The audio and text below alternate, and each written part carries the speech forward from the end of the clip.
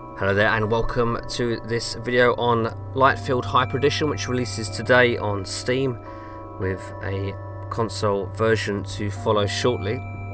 So as you can see, very abstract, very futuristic like title, which has some parkour mechanics which basically you want to be spending as little time as possible floating through the air and as much time as possible snapping onto any surface that you find, which gives you an additional speed boost. So you do have your accelerator button, you also have your snap button. As long as you're close enough to a surface, your craft will actually snap onto that surface. So I just want to highlight the difference between floating through the air, as I'm doing now, and then snapping to the surface there. You can see the additional speed boost in action. So this is a time trial event. You can see there the target times on the left to beat. Now I'm by no means an expert at this game, but I am learning all the time.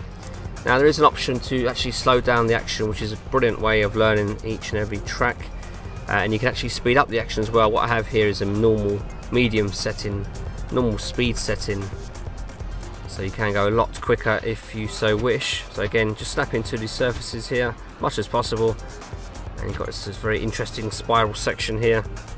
So there are some very odd and unusual environments in this game, which just makes it interesting to look at all times. Of course, you're always looking for that bit of surface to snap to go as quickly as possible. But there is some freedom in this game. You can choose your own sort of racing line. So it really is about experimentation, choosing different lines, seeing which works best for you as you learn each and every of the game's tracks. Again, some spinny sort of sections here. Pretty fast-paced stuff. As I say, you can go quicker as well. So it is a bit of a tricky game. There is a bit of a learning curve to it. I found it took me around 30 to 60 minutes to really get my head around various sort of game mechanics. But once you do have that, once it's clicked, you know, it stays with you and you can get more and more confident with the game. So we're going to move on now to a 3-lap race. Okay, so once again, a look here at the level we're about to attack. Interesting environments, sort of alien landscape. And it's interesting to see these sort of environments almost in its entirety as the camera really pulls back to give you a good look. You can see the various sort of strands of hair, if you like. Those white lines, they just give you an idea of the various routes you can take on any level. Very alien-like, isn't it? Very interesting visually to look at. And like I say, each one of these surfaces you can actually snap to. So it does provide plenty of opportunity for experimentation. Now the Hyper Edition deviates from the normal edition in that it has a photo mode. There is some new content in the campaign mode, and there is a new trick system as well, so it's just an improved version of the original. See here, snap into these sort of cylinder surfaces, you can spin around on them, and each time I jump from platform to platform, if you like, I do get a speed boost as well. So there's always reason to snap to as many different surfaces as possible, but it's all trying to keep your craft in check, so it is a bit of a balance. You can see on the top right there the progress bar as well. I'm the orange craft, the most left colour there.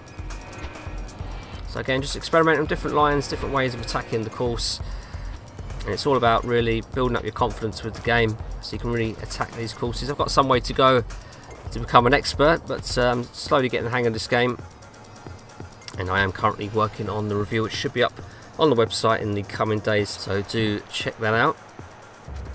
Okay, so we're coming up to near the end of the first lap there. Just saw me take an object there, just drive into the object, which changes parts of the environment there. So there are little things here and there which do give you some changes in environments. There are some things you can collect as well. There's some gems, I believe it is, some stars as well. So there are little things here and there scattered about. If you sort of become an expert at this game, you're looking for additional challenge, you can pick up these extra icons as well.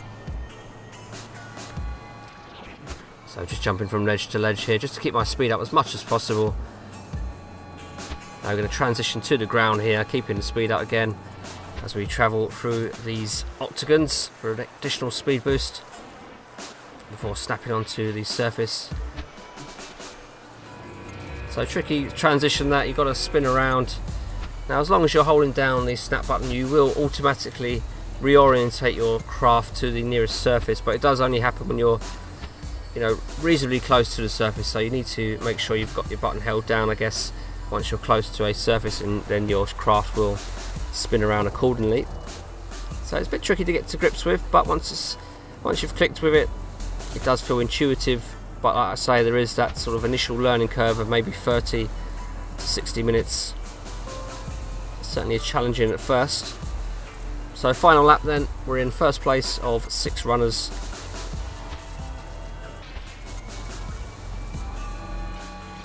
Just choosing a different cylinder there, so a bit of experimentation. Getting it a little bit wrong on that occasion, but it is a game that you need to experiment with. You need to find what works best for you, which lines are the fastest for your play style and your skill level. And then of course, as you get more experience, you can change those lines to be ever efficient. So scaling these walls, at 90-degree wall there, you had to jump off and then snap to it, otherwise you will actually crash into a wall there and obviously lose precious time as a result.